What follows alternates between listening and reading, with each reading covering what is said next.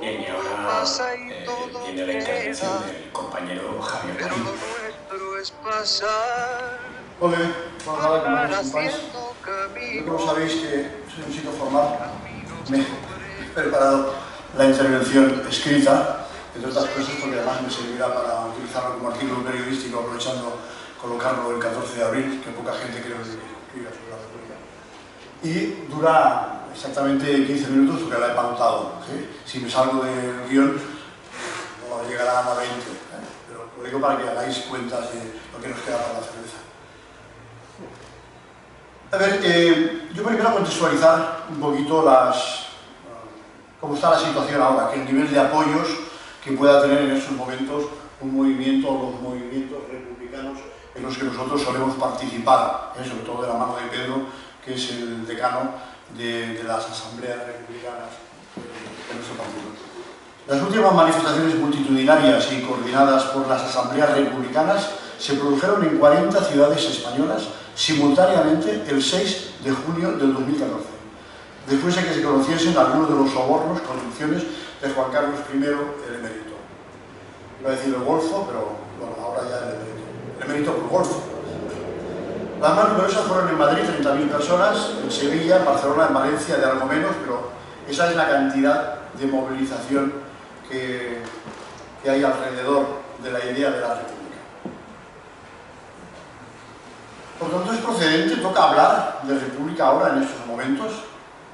Hay uno de nuestros simpatizantes que por redes, uno que además Paco conoces muy bien, ¿sí? De Castelldefels, a ver, también hay que decir que tiene un pasado así, no tiene mucho que ver con la ideología, era del PSC, después estuvo en Ciudadanos, y ahora no sé si sigue en Ciudadanos, pero bueno, nos sigue. Y nos dijo, oye Javier, toca, que qué antiguo haya esto de hablar de la República. Con lo cual me sirvió esa apreciación suya para pensar en que estas cosas hay que envolverlas con cierta pedagogía, explicar el porqué en estos momentos. Como todos vosotros sabéis, los partidos políticos tienen dos programas, un programa máximo y un programa mínimo. El programa máximo, en el caso de AIDES, es la declaración política, que está colgada en la página web, y que la aprobamos en cada congreso, órgano máximo de dirección del partido. Y la ejecutiva y los órganos que surgen de los congresos están obligados a ajustarse a las líneas políticas que se marcan en esos congresos. No puede hacer lo contrario. Es decir, en contra de lo que hace Pedro Sánchez en los congresos del PSOE, que promete una cosa en las ponencias, aprueba otras y después hace otras radicalmente diferentes, sin decírselo ni a su ejecutiva de federación. Esto para nosotros sería imposible. Entre otras cosas, porque como apuntaba ahora el resto, como buenos republicanos, nos tenemos que mover siempre con márgenes previsibles dentro de la ley. No podemos hacer que nuestra capa un sallo, no puede ser que gobiernen las personas, gobiernan las leyes, y eso da seguridad jurídica. Bien, pues eso sería un programa máximo. ¿Y un programa mínimo qué es? El programa mínimo es el que elaboramos en cada momento, cada vez que hay elecciones locales, autonómicas, generales o europeas, para hacer un programa adaptado a ese momento en ese lugar. ¿Sí? Es lo que los marxistas conocemos una frase muy ortodoxa: análisis de la situación concreta y estudio de la correlación de fuerzas. Es decir, recordamos cuáles son nuestros principios programáticos y vemos si son posibles aplicarlos a la situación concreta de ese momento político. O cuanto menos avanzar en esa dirección, en el sentido de esa dirección, nunca en el contrario. Con lo cual, los programas mínimos, en este caso programas electorales, pueden no contemplar nuestro parte del programa máximo, que es ser republicano. Podríamos ir a unas elecciones con alguien que no se declara republicano si coincidiera en lo que se plantea, imaginaros unas elecciones locales, si lo que planteamos para los ciudadanos en una localidad concreta no menciona para nada o la política internacional o la política de Estado, y se limita exclusivamente a hacer un programa que sea útil para los ciudadanos de esa localidad en ese momento y lugar.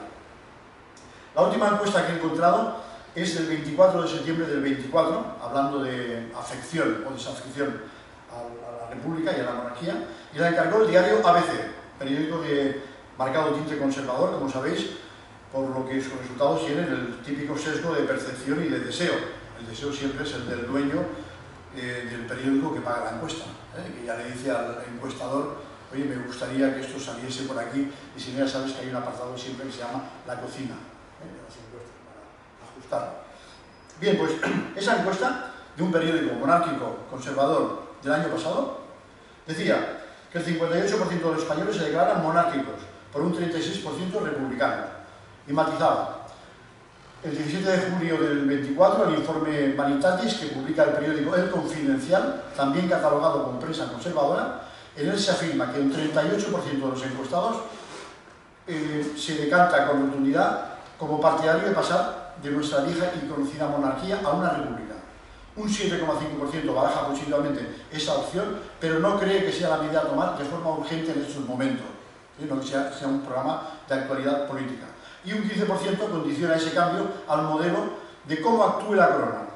En el lado contrario, hay un 35% de personas que dicen que son fieles a la monarquía, españoles que no contemplan cambiar la forma de organizar el Estado porque se manifiestan conservadores, en ese caso tradicionalistas y de las cosas. De los datos aportados por ese informe Borbón, el estudio elaborado por el Instituto, se pueden extraer varias conclusiones. La más inmediata es que para la sociedad española no parece acuciante un cambio de régimen en esos momentos.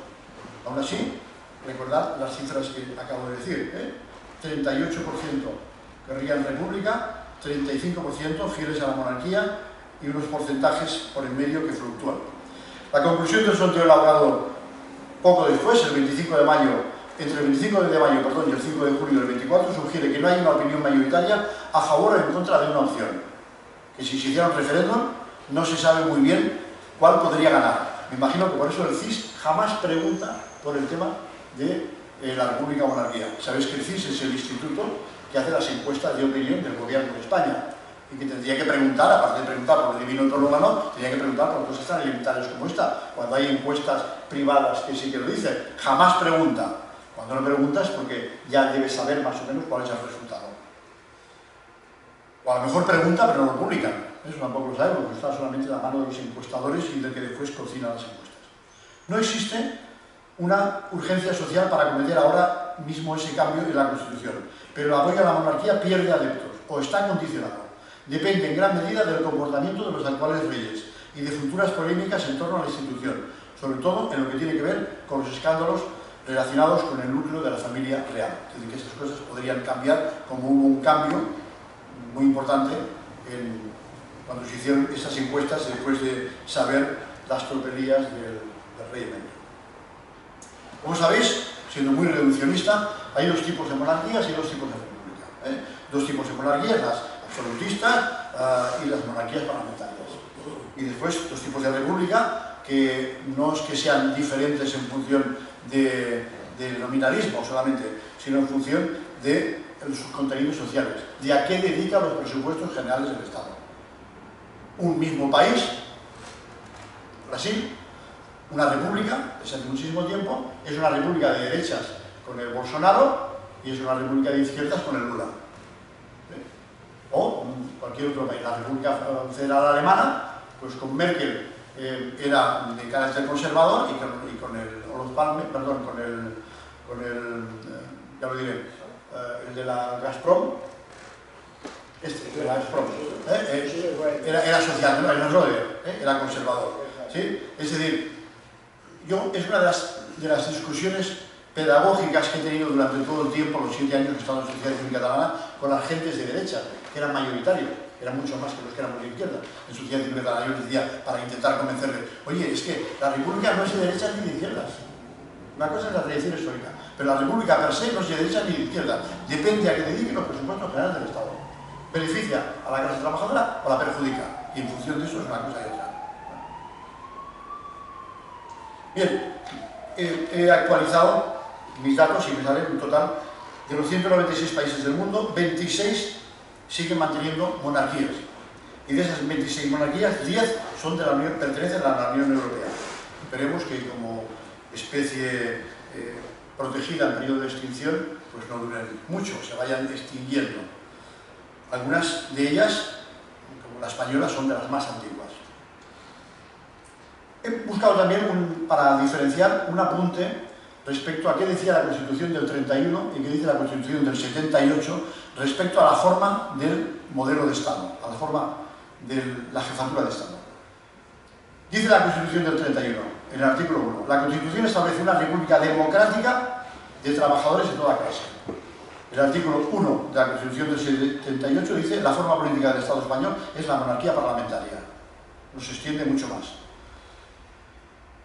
Hay algunas cosas que sí que son colaterales, por lo que tienen que ver respecto al apoyo a la monarquía. Sabéis que las monarquías se apoyan siempre en que son de origen consuetudinario y de origen divino, son de inspiración divina. ¿Sí? Los reyes salían bajo palio y eran bautizados, no, instituidos por los papas. ¿Sí? Bien, pues siempre ha habido una relación muy estrecha entre unos y otros. Incluso el caudillo, el dictador, cuando no era ni monarquía ni república, era la dictadura, decía que él era caudillo por la gracia de Dios. Acordáis que morían las monedas y salía bajo palio siempre con todo. Y los mejores propagandistas que tenía la dictadura eran los curas en la misa de 12 cada domingo. Bien, pues el artículo 3 era, preveyendo eso, la República del 31, decía, el Estado español no tiene religión oficial. Y reforzaba esto, en el artículo 26, todas las confesiones religiosas serán consideradas asociaciones de carácter cultural, lúdico, ideológico. El Estado no mantendrá económicamente a las iglesias, el tipo de confesión que sea. Las órdenes religiosas no podrán, fundamental esto, no podrán ejercer la enseñanza pública. Estas deben rendir cuentas, además, las instituciones religiosas, de la inversión de sus bienes. Estos dos últimos apartados ni lo pone la Constitución española del 78, ni se aplica, por supuesto. La del 78 dice, en el artículo 16, la Constitución española, ninguna confesión religiosa tiene carácter estatal. Punto. Y los acuerdos del 73, en la dictadura, fueron renovados en el 2006. Y el Estado español subvenciona por esos acuerdos del concordato a la Iglesia Católica con 10 millones de euros al año. Eso sin entrar en el patrimonio inmobiliario que tienen, que como sabéis no tributa de ninguna forma. Y además permitimos que las órdenes religiosas instruyan a los niños en la educación pública, por lo cual están ayudando al conservadurismo ideológico. Hay otro artículo que he apuntado, el 68 de la República del 31, dice: el presidente de la República será elegido conjuntamente por las Cortes. Su mandato revocable es como máximo de 6 años. En la nuestra, como sabéis, dice el rey es el jefe de Estado, la persona del rey de España es inviolable y no está sujeta a responsabilidad. Puede hacer de su capa un sayo, nunca mejor dicho, puede hacer todas las tropelías que quiera, como si las que hemos podido saber, seguro que no sabemos todas las que ha cometido, pero es inviolable y es irresponsable jurídicamente. Aún así, se querella contra el pobre chorizo Rivilla, ¿no? O sea, se querella contra la Rivilla. Era posible, ¿no? Cuando el otro no tiene capacidad de defensa. El artículo 57 de nuestra Constitución actual dice: la corona de España es hereditaria de los sucesores del rey. El príncipe heredero lo es desde su nacimiento. Y en el 65.1 dice: el rey recibe los presupuestos generales del Estado, una cantidad global para el sostenimiento de su familia y de la Casa Real, que lo distribuye libremente. Esos presupuestos en estos momentos son 14 millones de euros al año. Que sepamos, los declarados. Después están otras cositas que no computan, no los meten dentro de los presupuestos generales del Estado porque es patrimonio histórico, por ejemplo. Recordar que la Declaración Universal de los Derechos Humanos, que es del 48, de 1948, dice: toda persona tiene derecho a participar en el gobierno de su país en condiciones de igualdad. Y nosotros, los socialistas y republicanos, decimos que esas situaciones de igualdad no se dan. Hasta aquí la evaluación en comparación de esos dos textos jurídicos y de esos postulados que se refieren a la jefatura del Estado. Pero añadir que la República, también como algunas cosas recordaba Ernesto, se eligió por la obra de sectores reaccionarios más influyentes de los industriales, los terratenientes, la Iglesia y el Ejército. El catolicismo político, el púlpito y el dinero obraron milagros. El dinero de la oligarquía financiera y terrateniente sirvió para financiar una red de prensa local y provincial. El clero se encargó de unir religión, orden y propiedad. de la Segunda República, supuso el mayor intento de transformación social y política de la historia de España, de toda la historia de España. El gobierno más progresista de nuestra historia fue el de la Segunda República, uno de los más adelantados a su tiempo en aquel momento. Es decir, con estas poquitas cosas y algunas más que podríais ver, yo tengo la República entera del 31, pero está en internet ahora, la he visto que está en internet, veréis que es una absoluta mentira lo que dice el gobierno se autodenomina progresista de España en estos momentos. Dice que es el gobierno más progresista de la historia de España. Mentira. El gobierno más progresista de la historia de España fue el de la República. ¿Por qué en Aires propugnamos el cambio del modelo de Estado de una monarquía a una república democrática? Por principios. Simplemente, no hay que justificarse mucho, por principios. Nuestra ideología política nace de la etapa de la Ilustración, la ideología política de los socialistas, la etapa que supuso un antes y un después de las monarquías hereditarias, en aquellos momentos con carácter absolutista, corruptas y despóticas. Y en tanto que hijos ideológicos de la Ilustración, nuestros valores fundacionales continúan siendo la libertad, la igualdad, la fraternidad y los derechos colaterales que de ellos se derivan. Y desde la perspectiva de libertad hemos de apuntar que no es propio de un país moderno, libre y democrático el que su sistema de gobierno y su jefe de Estado no puedan ser votados por el pueblo. Se aducirá que ya votamos la Constitución del 78 y que en ella ya se adjuntaba un Borbón como animal de compañía. Es cierto, pero no es menos cierto que la lucha de la clase obrera en aquellos momentos también tuvimos que aplicarnos el análisis de la correlación de fuerzas que decía antes, entre los que queríamos una ruptura para poder avanzar sin lastres del pasado, es decir, sin tener que arrastrar la pesada carga de las instituciones franquistas, sobre todo las del ejército, la policía y la judicatura y el clero, que las hemos tenido que arrastrar, mantener y soportar desde entonces, padecer desde entonces. Los inmovilistas del régimen que pretendían continuar con la dictadura, lo del atado y bien atado, y al final lo que se impuso fue, entre esa ruptura que propiciamos, lo de la plataforma democrática y después los de la plata junta, impulsada por una izquierda más posibilista, entre la que estaba la izquierda mayoritaria, que era el PC y el PSOE, más las fuerzas que venían de la transformación del régimen de Suárez, se obtuvo lo que yo llamarse la reforma democrática en vez de la ruptura democrática. Y eso, por contra de lo que plantean en estos momentos los que dicen que el régimen del 78, entre comillas, y con carácter peyorativo, el régimen del 78, que no sirvió para nada, bueno, pues seguramente es que no vivieron como vivimos nosotros aquella situación. Y es que por más que intentamos cambiar ese régimen, romper ese régimen, hacer una ruptura, tuvimos que tragar reforma.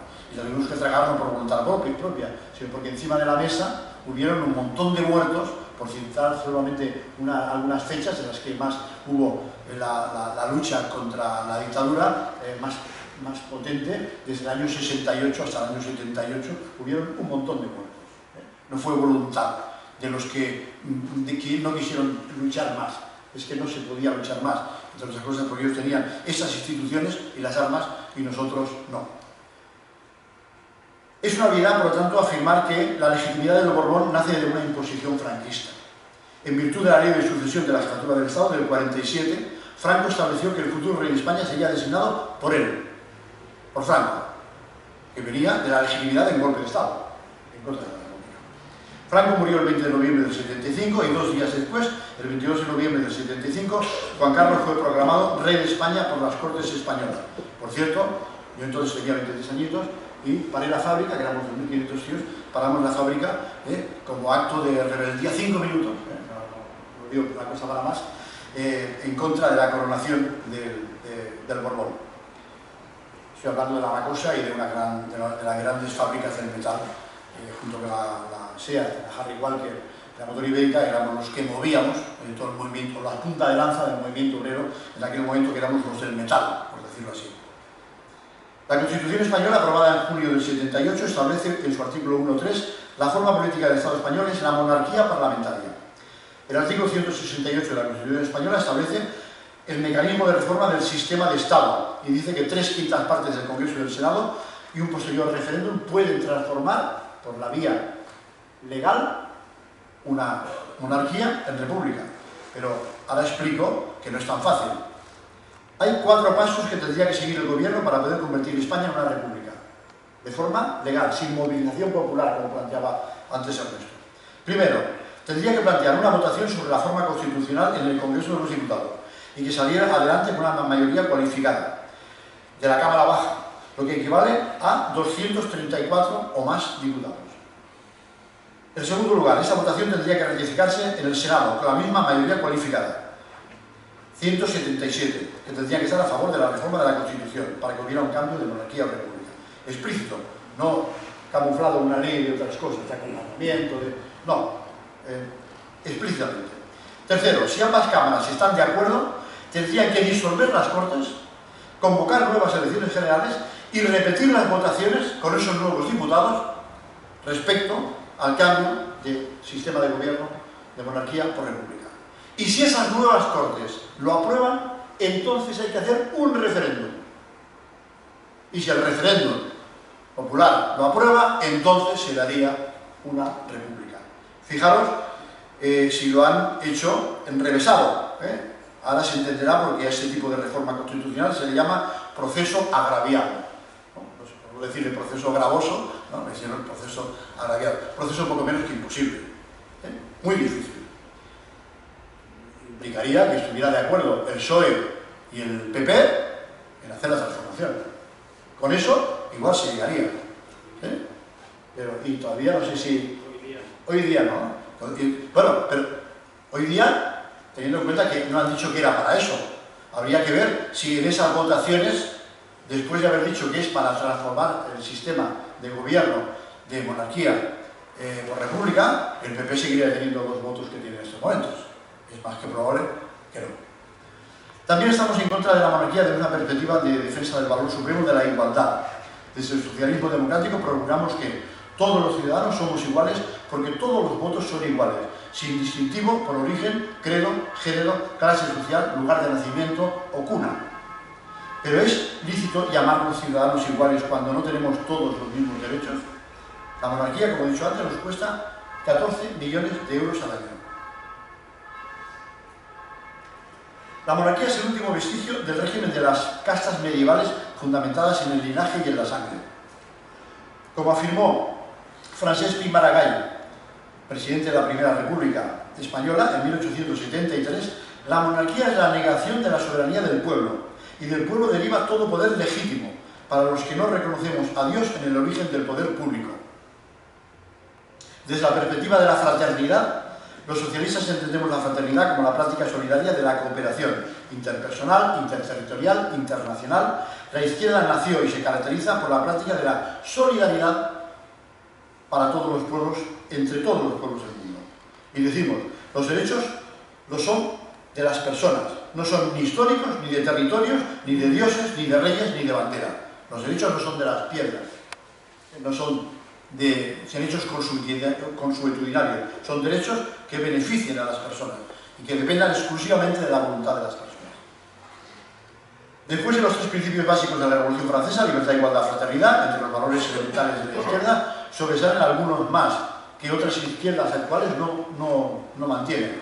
Democracia radical, en tanto que los derechos son reversibles, laicidad, muchas izquierdas en estos momentos no lo mantienen, republicanismo, muchas izquierdas no lo mantienen, y progresismo, es decir, la dialéctica social del avance permanente que es contrario al conservadurismo o a los derechos históricos, económicos, sociales, culturales y políticos.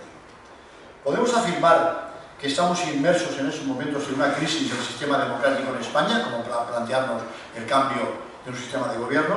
Obviamente no. La desafección hacia el sistema político y electoral en España es cada vez mayor, como saben. La abstención más el voto nulo viene siendo la coalición electoral mayoritaria desde 1982, ininterrumpidamente. Se agranda desde 1982, no ha bajado desde entonces. Y lo del 82 sabéis que fue mayor participación porque fue después de lo del intento del golpe de Estado. En torno a un 30-35% es la horquilla, lo que equivale a 12-13 millones de personas. Se abstienen en las elecciones generales. Después de 47, es decir, es el partido mayoritario. No hay ningún partido en esos momentos que sobrepase los 9 millones de votos. Después de 47 años, el traje jurídico de la Constitución española nos ha quedado muy ceñido. Hemos engordado todos, algunos no, pero casi todos. Se resquebrajan las hechuras y tendríamos que ir pensando en hacernos un traje nuevo.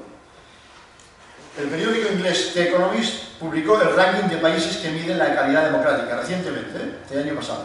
España ha bajado en estos últimos 5 años, los 5 años del gobierno progresista de la izquierda, pues ha bajado 5 puestos, ha pasado del puesto 22 hasta el puesto 26, obteniendo 61 puntos sobre 100.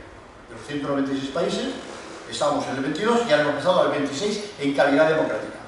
Un sistema político que se dice democrático no puede dejar al margen de la elección de la ciudadanía la primera de sus instituciones. La república debe sustituir a la monarquía. La democracia debe primar sobre la genética y la dinastía. Va en contra de todo el principio elemental de la igualdad el que alguien pueda tener garantizado vivir en los oropeles del lujo desde su nacimiento hasta la tumba a cargo de los presupuestos generales del Estado. Son vestigios de un pasado decimonónico con los que hay que acabar en algún momento de nuestra historia. Y ya son 533 años de monarquía, con las salvedades intermedias, desde los Reyes Católicos. 533 años, que diría que es la monarquía. Eso, seguramente que Ernesto, que es la enciclopedia abierta y ambulante, me puede rectificar si no es así. No sé si hay alguna más antigua que la española. El nombramiento y las competencias del presidente de la República debe depender exclusivamente de la voluntad popular y ser elegida directamente por la ciudadanía a través del sufragio universal. La presidencia de la República debe depender directamente del pueblo. Debemos sustituir la soberanía del rey por la soberanía popular. Para concluir, los derechos civiles, las libertades políticas, de las que en estos momentos gozamos en democracia, no son inamovibles, como la historia se ha encargado numerosas veces de demostrarnos. El mayor o menor grado de las libertades políticas dependerá de nuestro radicalismo democrático para defenderlas. El mayor o menor grado de las libertades políticas dependerá siempre de la correlación de fuerzas entre la derecha y la izquierda, de los que hablamos siempre de derecha e izquierda con los presupuestos generales del Estado a la vista. Los socialistas definimos socialismo como el nivel óptimo de valores de libertades, más igualdad, más fraternidad, más justicia social. Entendemos el socialismo como un largo camino por recorrer en el que vamos avanzando a base de conquistas parciales en derechos sociales, económicos y políticos, de forma gradual. Por tanto, las gentes de izquierdas seremos siempre seres sociales insatisfechos. Ser de izquierdas es una actitud ante la vida de rebeldía contra las injusticias y la lucha por la eliminación de las diferencias sociales. Como aprendimos de nuestros clásicos, no basta con denunciar las injusticias, en este caso con hacer pedagogía, como estamos haciendo hoy aquí, hay que combatirlas. No se trata de entender el mundo, hay que cambiarlo. Y abandonar la política equivale a renunciar a cambiar el mundo, como dijo Engels. Por eso la primera frase que dicen siempre las derechas es soy apolítico. No podemos hacer política aquí. En la política, como en la poesía, hay que tomar partido hasta mancharse, como decía Gabriel Zelaya. Seremos lo que queramos ser, por lo tanto asumamos, con todas las quejas que tenemos del gobierno, de los partidos que nos gobiernan, que todos los partidos tienen los dirigentes que se merecen. Si no tenemos mejores dirigentes es porque no somos capaces de movilizarnos para echarnos y tener otros mejores. Y no es culpa nuestra, lo digo por aquellos que cada vez que hacemos reivindicación de problemas de derechos civiles, políticos, sociales, económicos, la culpa es por gobierno. No, la culpa es nuestra. No sabemos movilizar para remover esos poderes y poner a otros. Nada nos será dado si no luchamos por ello. Más implicación que siempre hay que tener en estos momentos, más política que nunca. Y como política es pedagogía, como decía Campalans, apliquemos a las enseñanzas de Antonio Gramsci. Instruiros porque necesitaremos de toda vuestra inteligencia. Conmoveros porque necesitaremos de todo vuestro entusiasmo. Organizaros porque necesitaremos de toda nuestra fuerza. Y Salvador Allende nos dijo, hablando ya de cómo organizar, de cómo completar esto, el partido es hogar, escuela y trinchera, donde todos entregamos algo y recibimos mucho. Dicho de otro modo, sin organización, sin partido, sin nuestra actitud individualista y combativa, sin nuestra pequeña organización de aire, mientras no seamos capaces de arrastrar más, no avanzaremos. Es imprescindible estar organizado. Había unos que Mao Zedong llamaba los insurrectos errantes, ¿os acordáis? La mentalidad de los insurrectos errantes, que eran todos aquellos intelectuales de manual que entonces no sé si tenían sofá, obviamente no tenían internet, pero que se dedicaban a hacer tweets ideológicos criticando lo mala que era la dictadura del proletariado en aquel momento, que era como entendieron ellos que tenían que hacer la transición de la larga marcha, y criticaban por falta de democracia la guerra civil en China. Bien, pues eso le llamamos insurrectos errantes, pues esto lo digo, pues ahora diríamos los pijoapartes, es decir, los intelectuales de pacotilla, de manual, de salón, los intelectuales en salón, que sí que creo que alguien los bautizó así en algún momento. Concluyo. El socialismo se va en bicicleta por una rampa inclinada que asciende desde la democracia social y que si dejamos de pedalear volveremos hacia atrás. En los 40 y tantos años que llevamos de democracia hemos podido, los que tenemos edad aquí para comprobarlo, hemos podido ver que en algunos momentos de nuestra democracia teníamos más derechos sociales y económicos que en estos momentos. Pero como nos desmovilizamos en los años 90, 2000, como nos convertimos en aquello que decía Lenin, en la aristocracia obrera, los sindicatos también se desmovilizaron, y no solamente se desmovilizaron, sino se vendieron a los que les pagan las subvenciones y les regalan las sedes. ¿Sí? Bueno, pues hay una desmovilización, y esa desmovilización lleva a que, como yo digo en esa metáfora, la lucha por la democracia, la lucha hacia el socialismo, la lucha por todas esas mejoras que he mencionado antes, es como si estuviéramos en una rampa inclinada, todos montados en una bicicleta tándem, en la que hubiera cubo para todos, un culito para cada uno. Y todos pedaleamos cuesta arriba, pero cuando nos acomodamos, nos paramos, la bicicleta no se queda donde está, se va para atrás, siempre se va para atrás. Con lo cual, la lucha tiene que ser siempre imperecedera y constante, dinámica. Cuando nos paramos, retrocedemos, que es lo que nos ha pasado ahora y que es pues, el lamento que vemos que nos tenemos que autorregalar muchas veces y que escuchamos a mucha otra gente decir es que la izquierda está desmovilizada. Sí, bueno, pues esta es un poco la metáfora que explicaría el por qué estamos desmovilizados. Muchas gracias, compañeros.